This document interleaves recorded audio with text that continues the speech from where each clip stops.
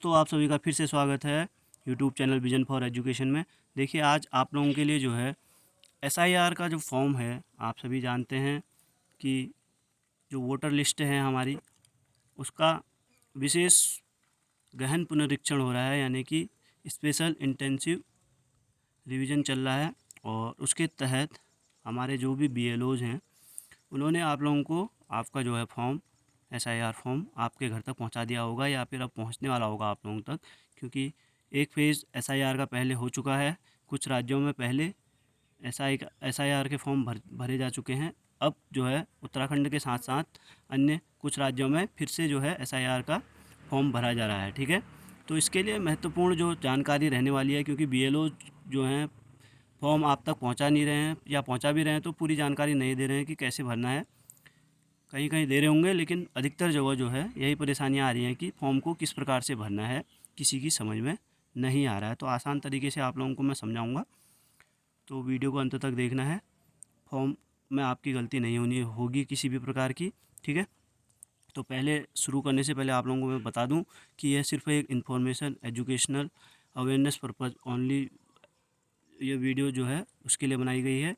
और I am not an authorised representative official spoke person. ठीक है, मैं कोई ऑथराइज पर्सन नहीं हूँ। ये सिर्फ जो है जानकारी के आधार पर, जो विभिन्न प्लेटफॉर्म्स में है उसके आधार पर मैं आप लोगों को जानकारी दे रहा हूँ। और आप लोगों को जो है फॉर्म भरने से पहले जो ये इन्फॉर्मेशन मेरे द्वारा दी गई है, इसको अपने बीएलओज के साथ भी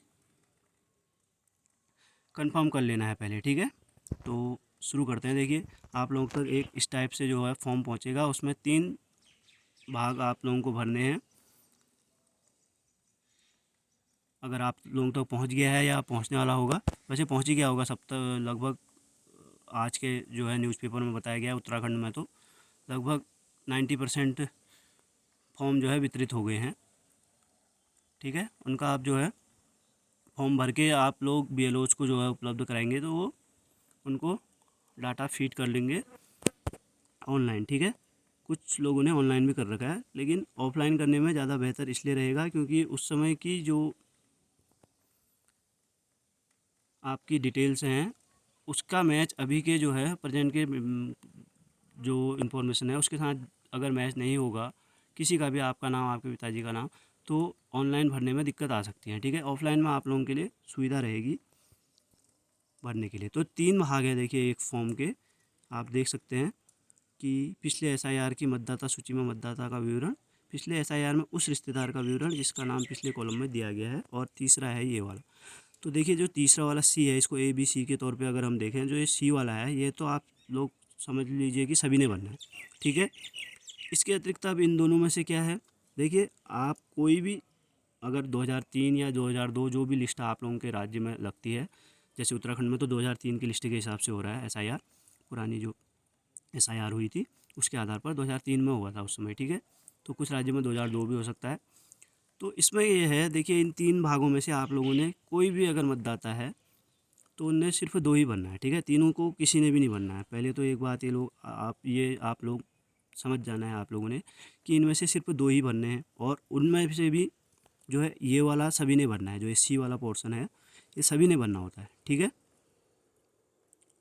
सी वाला सबने भरना है क्योंकि ये प्रेजेंट के जो है आपके इन्फॉर्मेशन है। ठीक है, और ये जो है पिछले एसआईआर की मतदाता सूची में मतदाता का विवरण जो दिया गया है, तो इसमें जो पहला वाला अगर हम कहें, इसको ए कहें, पिछले एसआईआर की मतदाता सूची में, तो इसमें क्या है कि जो मतदाता का नाम है ये उसने भरना है, ये वाला कॉलम, जो पिछली बार 2003 या 2002 की जो लिस्ट है उसमें भी था, और इस बार भी उसका जो है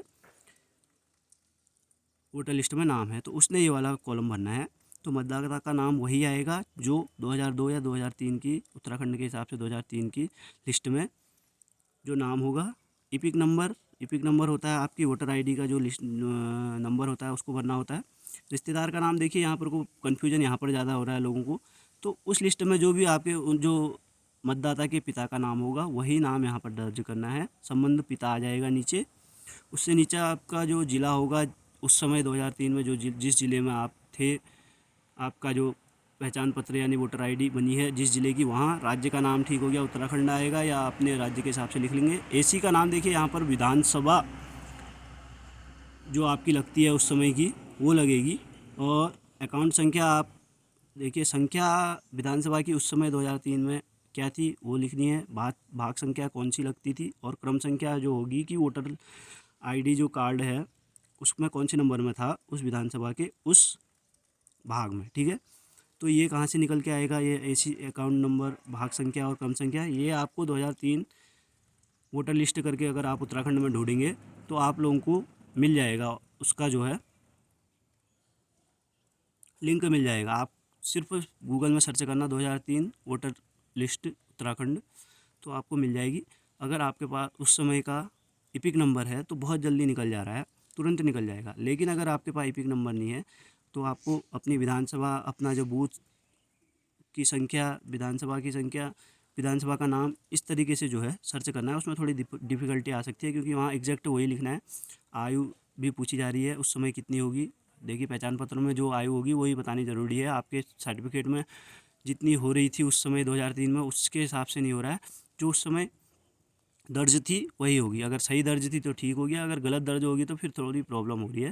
नहीं तो अगर आपके पास अगर इपिक नंबर है उस टाइम का, यानी कि फ़ोटो पहचान पत्र की जो संख्या होती है, तो उससे आराम से ईजिली निकल जा रहा है, तो वो यहाँ पर भरनी है। ठीक हो गया, तो ये पहला वाला जो कॉलम है ये सिर्फ उनने भरना है जिसका 2003 में भी नाम था और अभी भी नाम है। ठीक है, तो अन्य को क्या करना है, जिसके माता पिता या दादा दादी का नाम है और उनका नाम नहीं है तो उसको पहला वाला कॉलम नहीं भरना है, पूरा पिछले एसआईआर की मतदाता सूची वाला पूरा कॉलम जो है नहीं भरना है। उसके लिए सिर्फ ये दूसरा बी वाला जो फॉर्म है, पिछले एसआईआर में उस रिश्तेदार का विवरण जिसका नाम पिछले कॉलम में दिया गया है। ठीक है, तो तो ये वाला कॉलम जो बी वाला कॉलम है, पूरा नाम, इपिक नंबर, रिश्तेदार का नाम, संबंधित जिला, राज्य, एसी का नाम, ये दूसरा वाला जो कॉलम है इसको आप लोगों ने भरना है जिसका नाम उस समय नहीं था लेकिन उनके रिश्तेदार का, माता पिता या दादा दादी, जिसके भी आधार पर आप भर रहे हैं।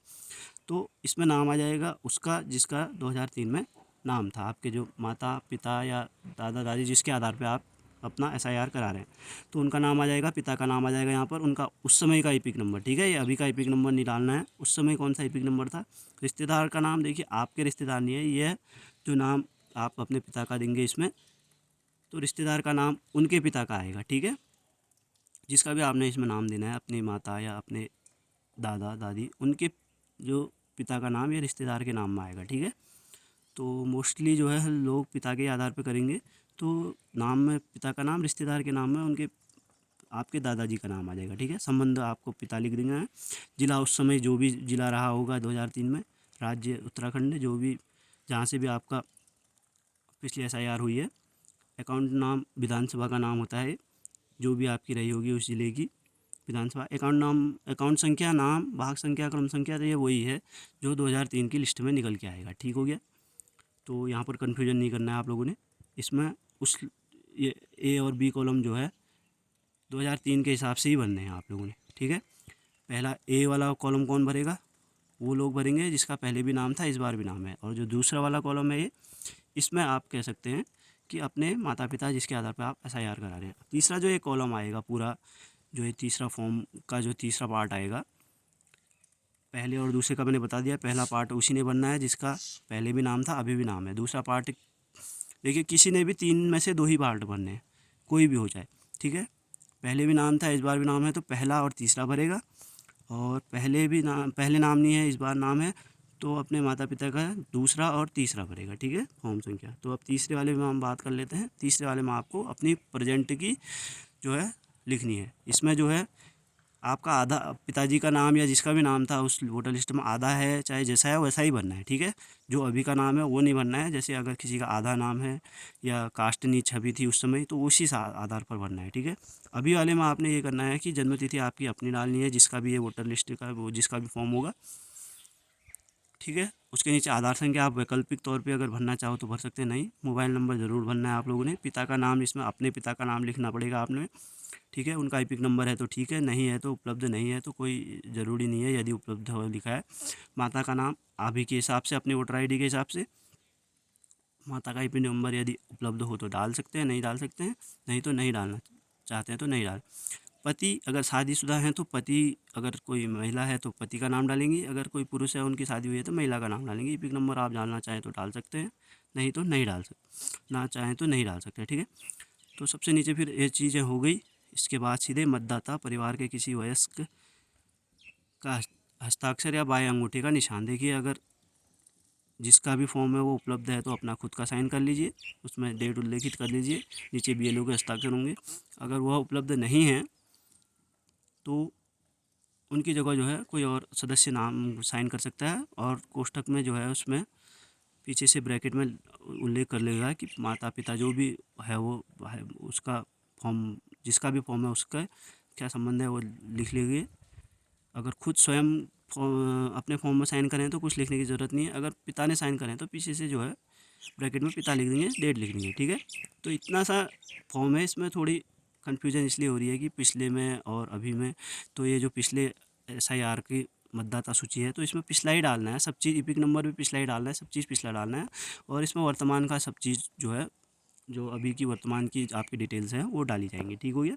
तो ये मैं आप समझ सकते हैं। देखिए, इसमें एक वर्तमान फ़ोटो चिपकानी है ऊपर, और जो है BLO को आपने सबमिट कर लेना है। ऊपर इसमें BLO का नंबर भी दिया गया है, जो जो फॉर्म आएगा आपके पास उसमें आप उनसे भी उसके संबंध में पूछ सकते हैं, ठीक है। तो आशा करता हूँ आप लोगों को इसमें मैंने थोड़ी सहायता करी होगी, आपके जो है डाउट क्लियर करे होंगे। ऐसी ही जानकारियों के लिए चैनल पे बने रहिएगा। धन्यवाद।